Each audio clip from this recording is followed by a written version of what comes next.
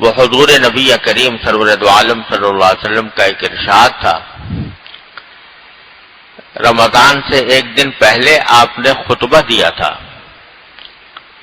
اور اس میں خطبے میں رمضان المبارک کے فضائل بھی بیان فرمائے تھے اور اس کی خصوصیات بھی بیان فرمائی تھی.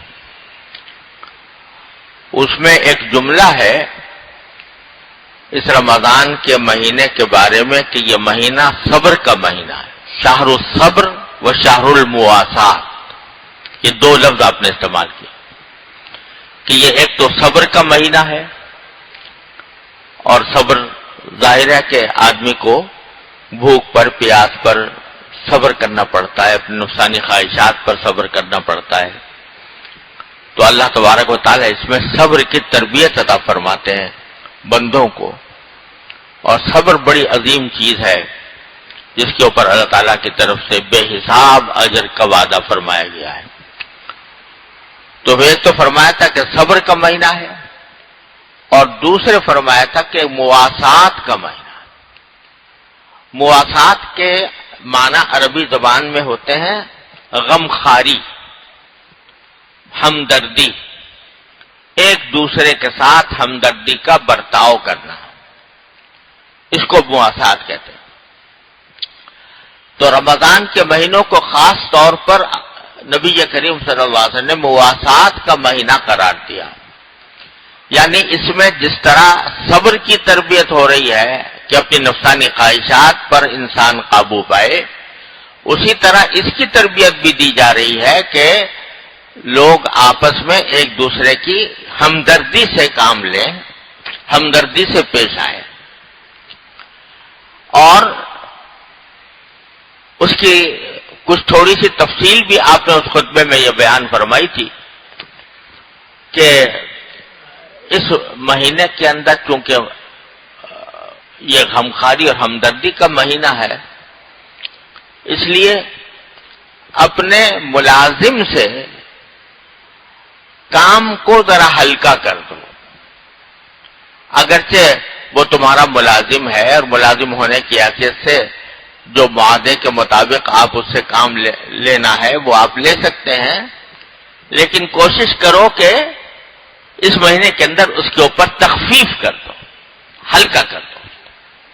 ملازم کے ساتھ یہ ہمدردی کا معاملہ کرو کہ اس کے اوپر زیادہ سخت کام نہ ڈالو رمضان کے مہینے میں.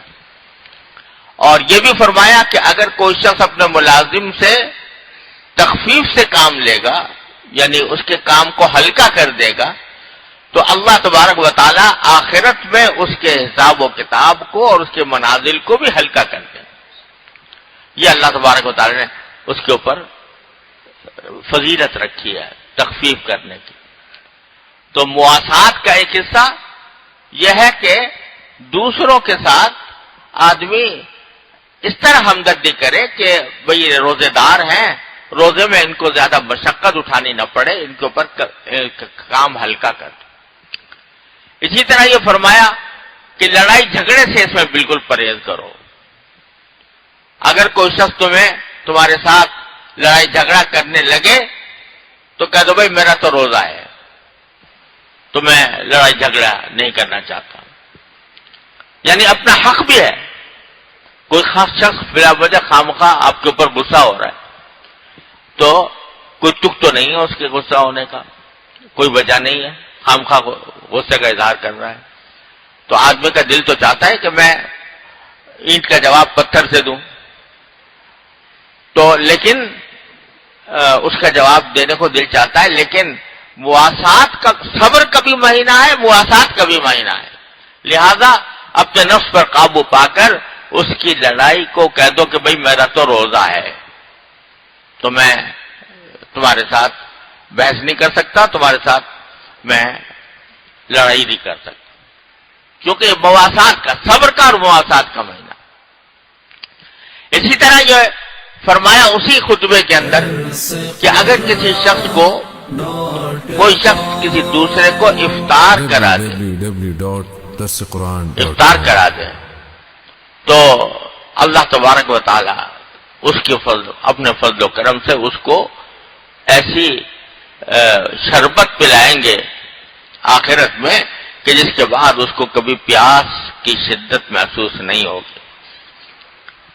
کسی کو افطار کرتے صحابہ کرام نے پوچھا یا رسول اللہ ہر ایک کے پاس تو اتنا ہوتا نہیں کہ دوسرے کو افطار کرائے,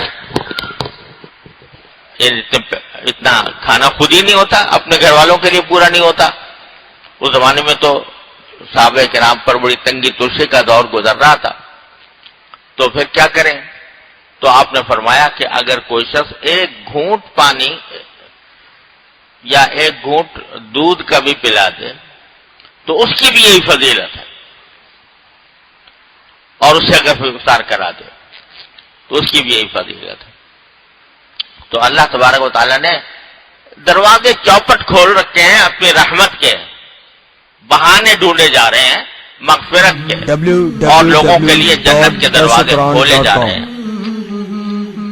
تو افطار کرانا بھی بڑی فضیلت ہے. الحمدللہ اللہ تعالیٰ کا شکر ہے ہمارے ہاں ہمارے معاشرے کے اندر یہ ایک روایت ہے, اور الحمدللہ اچھی روایت ہے کہ وہی وہ غریبوں کے لیے نہیں بلکہ ہر ایک کے لیے دسترخوان بچھے ہوتے ہیں, کوئی بھی آ کر افطار کرے. لوگ افطار کے لیے سامان لیے کھڑے ہوتے ہیں راستوں کے اوپر, وقت کے اوپر کسی کو افطار کرا دیا, بڑی اچھی بات ہے.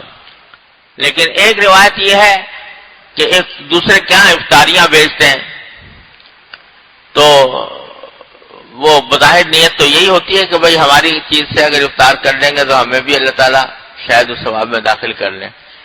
لیکن یہ افطاری بیچنے کا قصہ جو ہے اب یہ ایسا بن گیا ہے کہ یہ ایک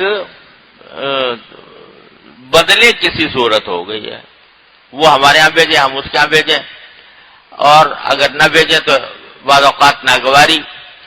تو یہ اس طرح کی صورت نہیں کرنی چاہیے.